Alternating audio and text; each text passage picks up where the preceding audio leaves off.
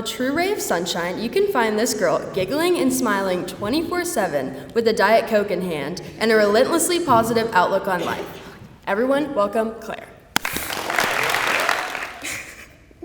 May 4th, 2011. It was a Saturday, which meant Family House Project Day. Although this Saturday was different because instead of mowing the lawn, building a new shed, or going to Farm McEwen's to get our third generation of chickens, my sister Julie and I were tasked with the hardest job yet, window washing. Now, this was a big deal at the time because the only person to have ever laid a finger on our windows was the window washing queen herself, Rebecca McCracken. The pressure was on. Julie and I took our job very seriously and began to make progress on our difficult project. We followed the window washing routine precisely. We sprayed one singular squirt, no more, or you would ruin the paint, of Windex on the window. We utilized wax on and wax off from the movie Karate Kid. Everything was running smoothly. 15 minutes, 30 minutes, 1 hour passed, and my 7-year-old self had an idea.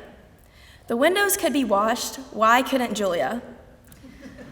As we were finishing the last batch of windows, I looked my sister dead in the eyes, told her to stay still and remain calm, raised the Windex eye to eye, and confidently, without holding back, proceeded to baptize my sister's face in highly toxic chemicals that could have blinded her for the rest of her life. Ellen, stop. Thanks to my sister coming out of the womb as an athletic weapon, she used her lightning-quick reflexes and astounding athleticism to move fast enough to dodge the bullet. She's fine, and my parents communicated that this was not a good idea through my mom's wonderful lecture and my dad's wooden spoon.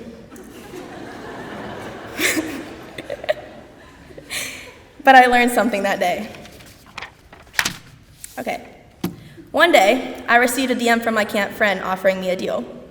She stated that if I gave her X amount of dollars, she would double my money in only 24 hours. For example, if I gave her $200, she then would give me $400 the next day. Despite the screams of my sister warning me against this idea, I took the deal. It was too good to pass up.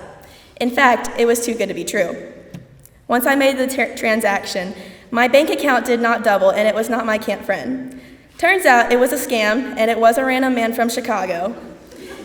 And I will not disclose the amount of money or how recent this was, because it is more embarrassing than I would like to admit. But I learned something from it.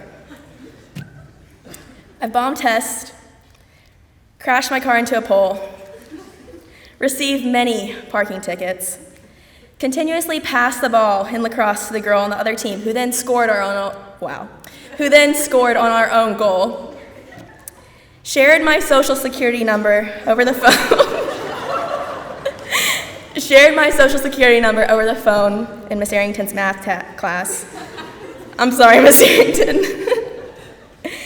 Cried with Miss Portera over the many failed attempts to create a cylinder. But I learned something from it. Making mistakes is a guarantee in life. No one can avoid them entirely, no matter what you do. By embracing failure, you are accepting yourself and your situation as a part of life. It is an opportunity for growth, but it is not a measure of your future or self-worth. While some things are out of control, other times success usually comes as a result of past failures. In these moments of failure, I've learned 3 things to help my past mistakes. Number 1, I stopped seeing failure as a measure of my self-worth. Perhaps you anticipated success on that AP biology test, but you got a 38. However, failure is not a measure of your worth or value as a person. You are not dumb because you failed one exam. You are not weak because you lost one arm wrestling match. Use this moment to push forward rather than giving up. See your self-worth through your ability to keep trying rather than to give up. While you might be bad at one thing, it doesn't mean you're bad at everything. Number 2, I define failure as only temporary. In the moment, failure is a loss, but avoid looking at this loss as permanent. Failure happens at various times in our lives. These points are only temporary. When I failed my math test, I viewed this failure as temporary, which felt like a small hill rather than a huge mountain. I viewed it as a way to learn the material better so that when I took my exam, I was successful. When something is temporary, it's more likely to adapt or to change. So, failure can become a positive thing at times. Lastly, number 3, I learned to visualize success but stand up to failure. I learned this rule during my cross-country season when Coach Ott said, "Envision yourself finishing the race like a fast, fearless female." I would do this, but I would also think about the possibility of failure. I would envision myself with the worst outcome for my cross-country race, knowing that if I faced this fear and realized everything was okay, I would be all right in the real race. I saw it as a way to be more engaged and organized in any scenario I might face. I focused my energy on how to be positive and stay motivated no matter the outcome. As my friend Emily told me once, "You were Claire before, you're going to be Claire after." Good or bad, if you can stand up to the idea of failure and have a plan B and C, then you can more successfully face failure with a positive outlook. All this to say, the anticipation of failure shouldn't be a roadblock for anything you might face in your life. As humans, we make mistakes and fail every day.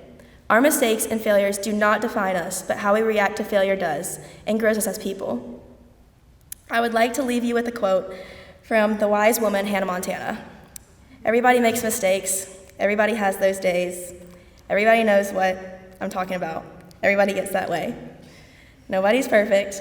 I gotta work it again and again till I get it right." Thank you.